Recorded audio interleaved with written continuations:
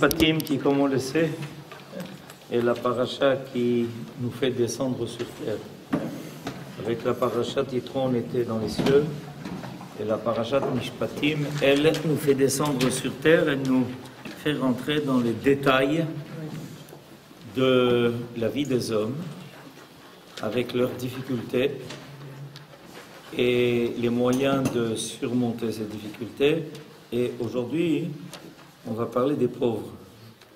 En effet, dans la paracha de cette semaine, la paracha Mishpatim, on parle précisément de la nécessité d'aider les pauvres. Im kesef talve et ami imach lo tie lo kenoshe lo tesimun alav nesher.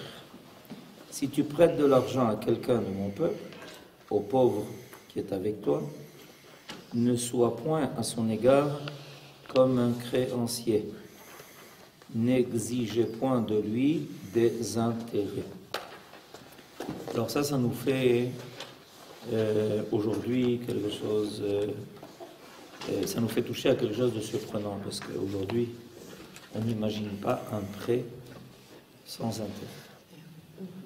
Et à cela, il y a deux raisons essentielles au fait que l'on n'imagine pas aujourd'hui un prêt sans intérêt.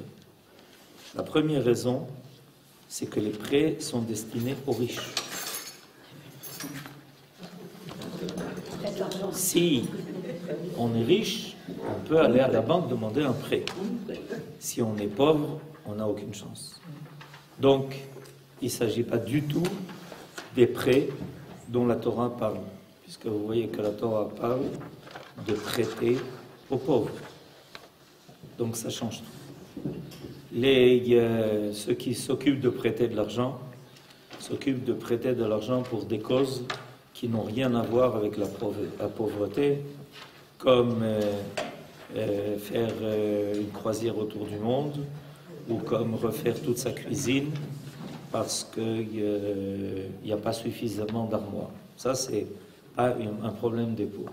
Donc ça explique premièrement pourquoi l'économie aujourd'hui ne suppose pas la possibilité de prêter sans intérêt. La deuxième raison, c'est que malheureusement, l'idée que l'on va d'ailleurs étudier tout de suite par l'intermédiaire du Rav Munk, d'une solidarité sociale, est une idée qui s'est beaucoup estompée, cette idée-là. On ne la connaît plus tellement. Et la Torah, elle, pense qu'un homme a beaucoup de difficultés à surmonter tout seul ces difficultés, pas seulement d'ailleurs au niveau pécunier, mais dans tous les domaines. C'est pour ça qu'elle met un accent énorme sur la force du tzibur, sur la force de la collectivité. Par exemple, l'idée la plus simple, c'est qu'effectivement, quelqu'un pourrait prier tout seul, on lui demande de venir prier au Bet HaKnesset, qui veut dire, d'ailleurs, comme je l'ai déjà expliqué, l'endroit de la réunion. Bet HaKnesset, il faut faire attention, ça ne s'appelle pas un endroit de prière, ça s'appelle un endroit de réunion. Littéralement, le mot Bet HaKnesset ne veut pas dire un endroit de prière. Les gens l'associent à cette idée. Mais dans son terme littéral, quand on parle littéralement de Bet HaKnesset, on veut dire la maison du rassemblement. Pourquoi? Parce que on suppose que chacun a quelque chose à amener et quelque chose à compléter. Il a quelque chose à amener et quelque chose à compléter. Alors voici ce qu'il va nous expliquer. Alors prenons le commentaire du Rav Munk. La première loi biblique consacrée au droit commercial se rapporte au prêt d'argent consenti à l'indigent, à celui qui a besoin, qui est dans la nécessité, pour qui le prêt est quelque chose de vital. Peut-être que ça lui sert à manger, à acheter des vêtements, à payer un loyer, sinon il sera dans la rue, etc. Ce fait nous révèle d'emblée l'orientation générale de la philosophie juive dans le domaine de l'économie sociale. La Torah ouvre ce chapitre par une déclaration de principe. Le capital à qui est sa véritable destination sociale dans la mesure où il sert au bien général. Alors, qu'est-ce qui permet de dire ça, ce qui est affirmé là? C'est une expression tout à fait particulière dans le verset. Reprenons le verset. Im kesef talve et ami. Traduction littérale. Regardez comment ça a été traduit. Si tu prêtes de l'argent à quelqu'un de mon peuple. D'accord? Reprenons le texte en hébreu. Im kesef talve et ami. Traduisons. Si tu prêtes de l'argent, j'entends pas. À mon peuple, pas à quelqu'un de mon peuple. Vous avez compris? Il y a une différence énorme. Dans le texte en français, il n'a pas pu oser traduire ça comme ça. Alors il a dit, si tu prêtes de l'argent à quelqu'un de mon peuple. C'est une interprétation. En réalité, le texte en ivrite dit, Im kesef talve et ami. Mais depuis quand quelqu'un prête de l'argent au peuple?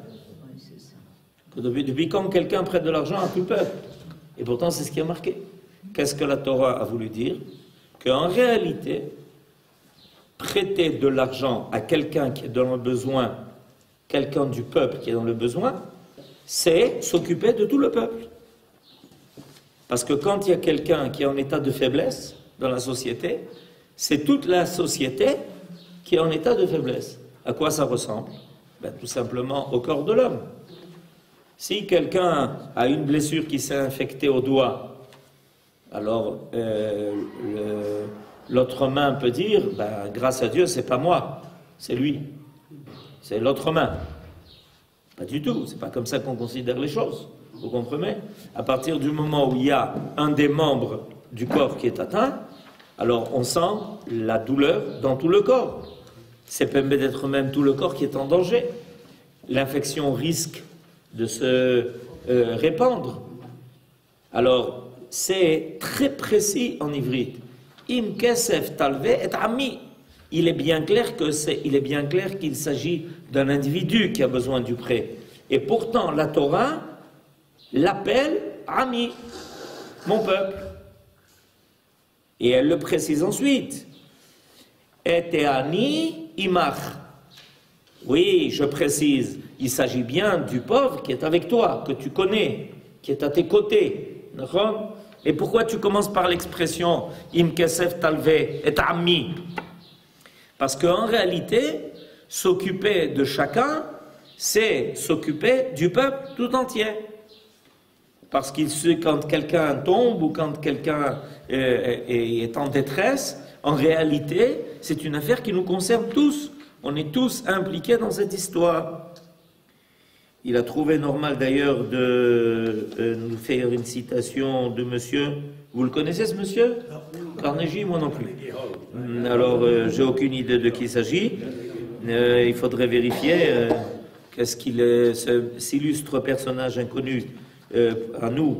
Qu'est-ce qu'il était? En tout cas, il a dit la chose suivante: la propriété privée est un dépôt sacré qui doit être administré par le possesseur entre les mains duquel elle afflue pour le plus grand bien de tous. Voilà ce qu'il a dit. Top. Il a montré que même chez les autres, chez dans les non-juifs, il y avait cette conscience qu'en réalité, chacun de nous détenait ce qu'il détenait pour le bien de tous. Or, de toutes les formes d'aide matérielle à autrui, celle du prêt d'argent est considérée comme la plus méritoire. Pourquoi? Parce que c'est celle qui atteint le moins l'honneur de l'autre, dans la mesure où peut-être qu'un jour, il aura la possibilité de rendre le prêt qui lui aura été fait. Mais nos sages se sont élevés à une perspective bien plus générale, en faisant valoir que toute la création est basée sur le principe de donner et recevoir. Voilà. En réalité, c'est une loi que Dieu a installée dans la création. Qu'il y a un état de donner et de recevoir. Comment se fait-il que Dieu a instauré ce principe fondamental? pour que le monde vive en état de complémentarité. Si on veut qu'il y ait une cohérence, si on veut qu'il y ait quelque chose de profond qui lie toutes les parties de la création, il faut que les parties de la création soient complémentaires, ou sinon elles s'ignoreraient l'une de l'autre, en pensant qu'elles pourraient se suffire à elles-mêmes. Cet état de dépendance est en réalité le secret que Dieu a placé au sein de la création pour obliger précisément à toute la création à n'être qu'une. C'est ce que l'on dit le jour du Shabbat.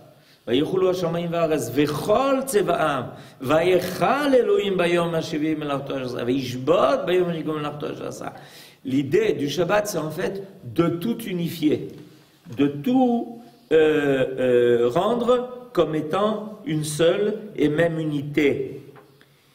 Et le premier arbre, par exemple, était le produit de la terre. Ok.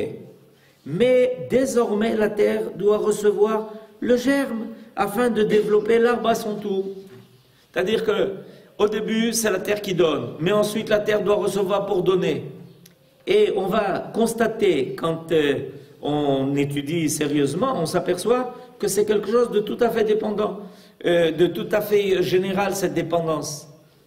Tout est dépendant, une chose est dépendante de l'autre. Par exemple, la lune ne peut pas éclairer d'elle-même.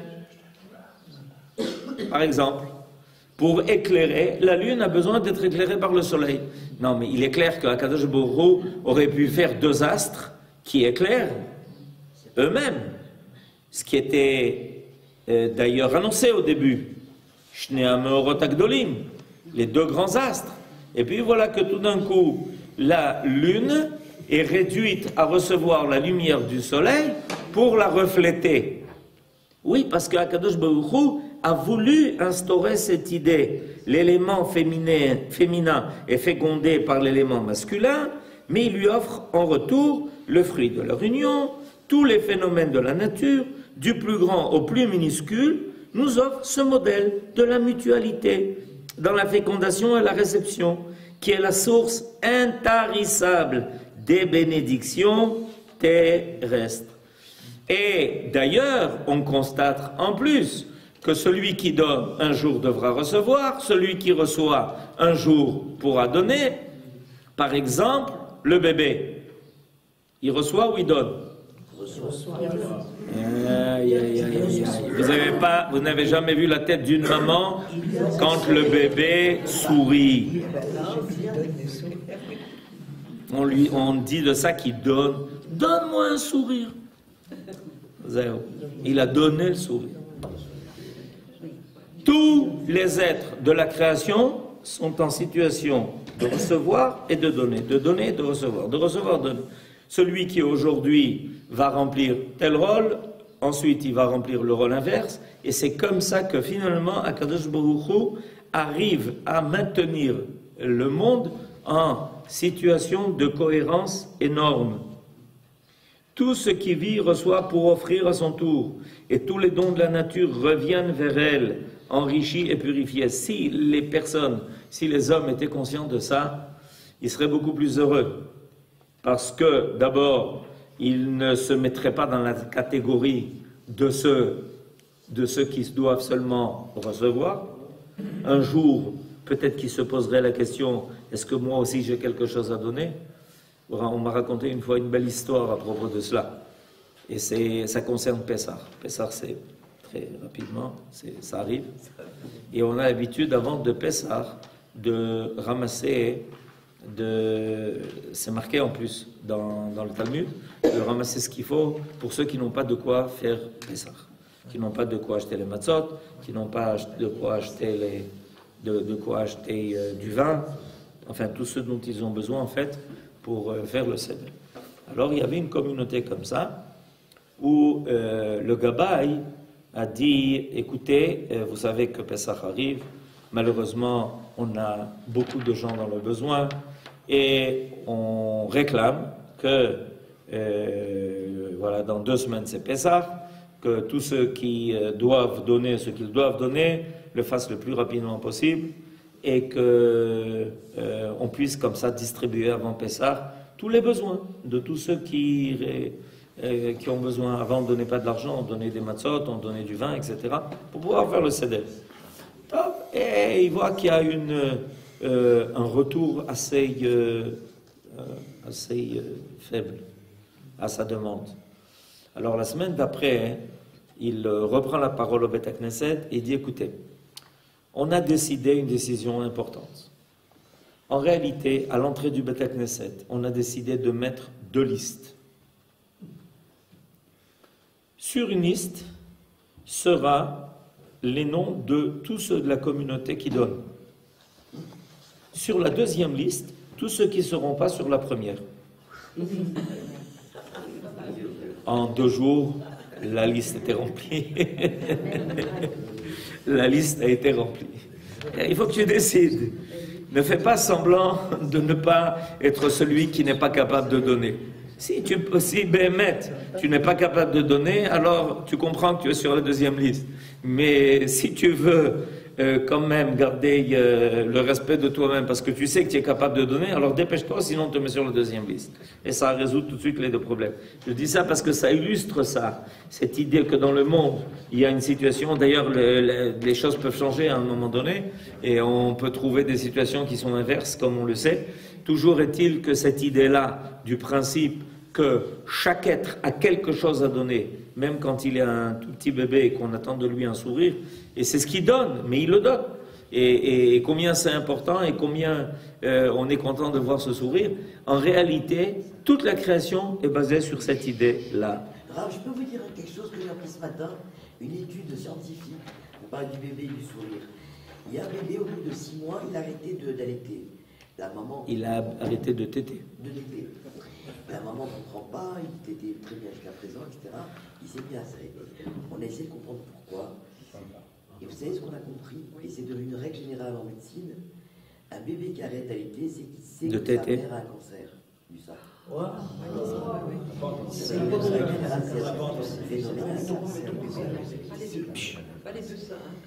Et diagnostic immédiat. Et mettre en alerte sa mère, enfin. Oui, bien sûr. Diagnostic immédiat. Elle a été dépistée, elle va très bien maintenant. Il s'est arrêté du jour au lendemain.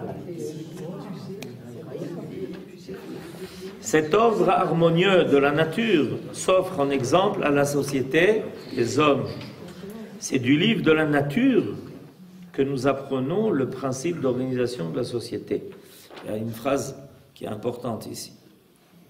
Parce que, en réalité, cette phrase, d'une certaine façon, a son origine dans l'enseignement du début du 5e chapitre de Pirkei Avot. En effet, au début du 5e chapitre de Pirkei Avot, il est marqué que Be'asara ma'amarot nivra ha'olam. Quand Akadosh Baruch Hu a créé le monde, il a créé le monde par 10 paroles. Mais c'est pas il n'y a pas une déclaration officielle, parce qu'il n'y avait rien. Donc, quand on dit que Dieu a créé le monde par 10 paroles, ces 10 paroles, elles se sont faites entendre à qui? C'est ce qui a marqué. Au début du 5e chapitre de Pirkei Avot, il a marqué comme ça, Be'asara ma'amarot nivra ha'olam. Par 10 paroles. Oui, mais ces paroles, elles sont où? Réponse dans la nature. La nature parle. Le dire divin. Chaque élément de la nature, en réalité, est en train d'exprimer. Vous connaissez peut-être, vous avez peut-être entendu parler des Pirkei Shira. Pirkei Shira, 6 chapitres où qu'est-ce que le roi David, on pense que c'est le roi David qui en est l'auteur, comme il a été l'auteur de Tehillim.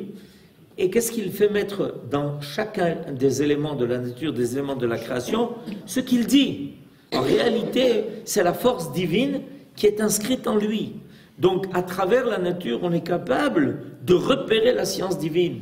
On est capable de repérer la chokhma, la parole qui s'exprime par tous les éléments de la nature. Alors c'est pour ça qu'il est marqué, c'est du livre de la nature.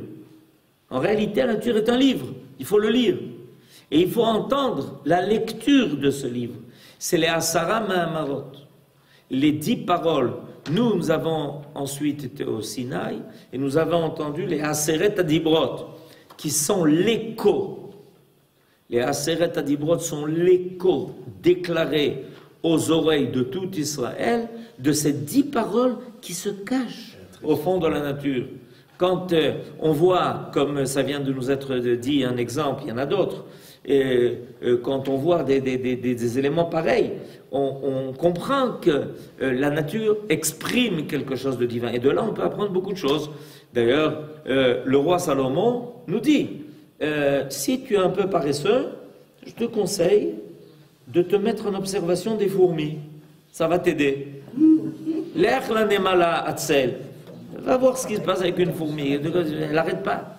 Elle prépare elle prépare l'hiver en ramassant la moisson pendant tout l'été. Donner, recevoir et produire dans une communauté harmonieuse, tel est le schéma de la création. Et telle est la loi divine qui régit les rapports au sein de la société. Et à cette activité si infiniment bienfaisante, tant au point de vue moral qu'au point de vue social. Pourquoi bienfaisante? Parce qu'elle nous oblige d'être en rapport, elle nous oblige d'être en société, elle nous oblige d'avoir des rapports qui sont de réciprocité, elle nous oblige d'avoir des rapports de réciprocité. Tous les deux ont une part égale, le riche comme le pauvre, car si c'est le riche qui donne et le pauvre qui reçoit, c'est néanmoins de leur collaboration fraternelle que dépend le salut général de la société. Est-ce qu'un pauvre a quelque chose à donner? Oui. Quoi? Reconnaissant. Yafé, Metsuyan, Kol hakavod. Imaginez-vous, le riche donne, le pauvre dit Toda. Imaginez-vous, quelle chose extraordinaire le riche vient de recevoir, que quelqu'un reconnaît la valeur de ce qu'il fait.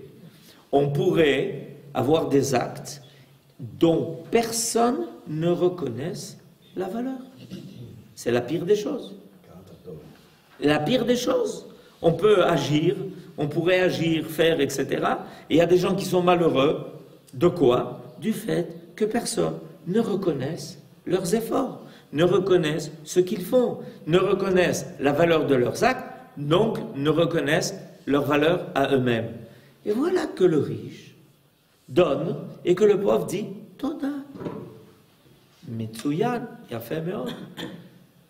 Autre chose que le pauvre donne au riche, c'est la possibilité de donner. En réalité, nous avons en nous, profondément, cette image divine qui est en nous, c'est la force de donner. Pourquoi? Parce que l'idée du divin est l'idée du don.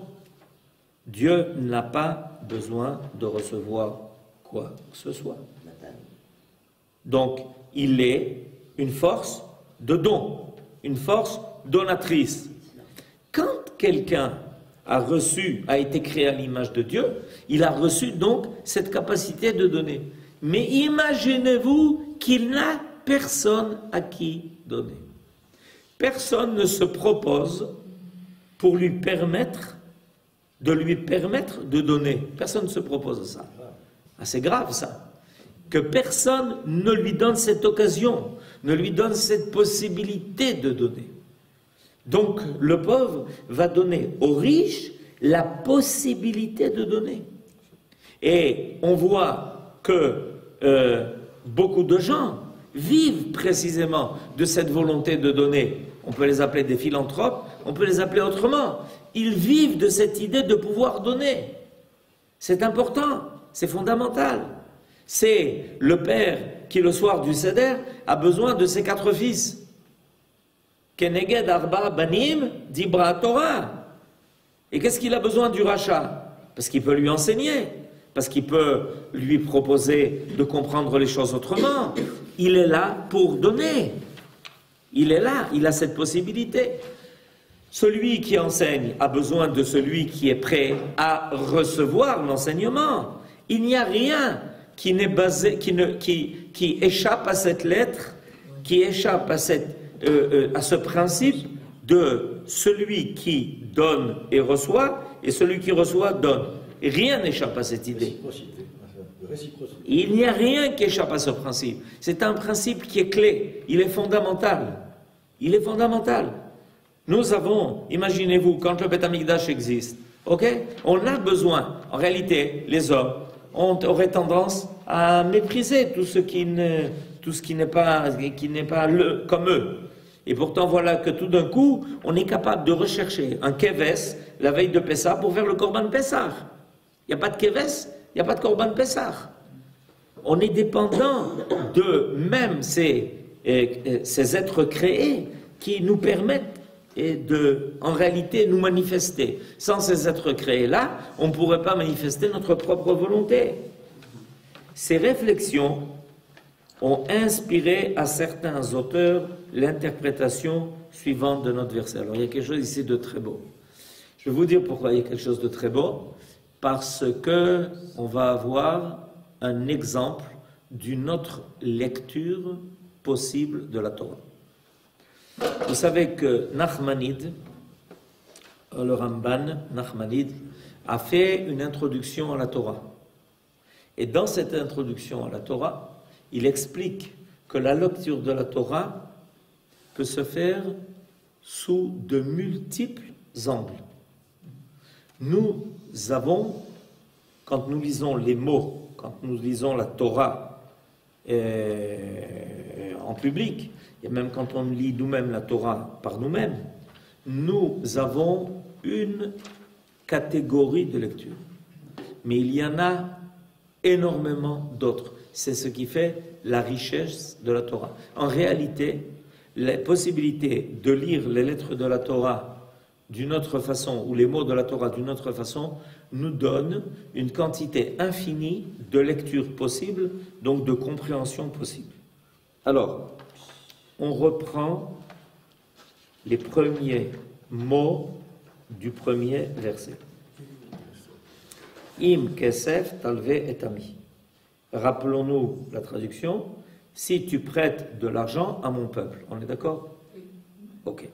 Mais regardez, au niveau des ta'amim, il y a ce que l'on appelle entre kesef et talve un pasek. Pasek, ça veut dire quelque chose qui arrête. Vous voyez une petite... comme ça? Alors, comment on lit? Im kesef. Comme ça qu'on doit lire. Im kesef. Talve et ami. Alors, vous avez compris? Im kesef. Talve et ami. Klomar. Non. Non. Si tu as de l'argent, c'est pour prêter. Im kesef. Parce que les commentateurs se sont posé la question sur le premier mot. En réalité, il s'agit d'une mitzvah. Alors pourquoi commencer par le mot im? Im, c'est si tu as de l'argent. Évidemment. Pourquoi dire que si on a de l'argent, on doit prêter? Et si on n'a pas d'argent, évidemment, on ne peut pas prêter.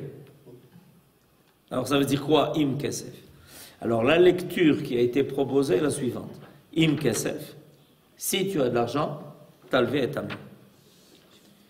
Ces réflexions ont inspiré à certains auteurs l'interprétation suivante de notre verset. Im kesef, talve et ami. Si on possède de l'argent, c'est pour le prêter à autrui.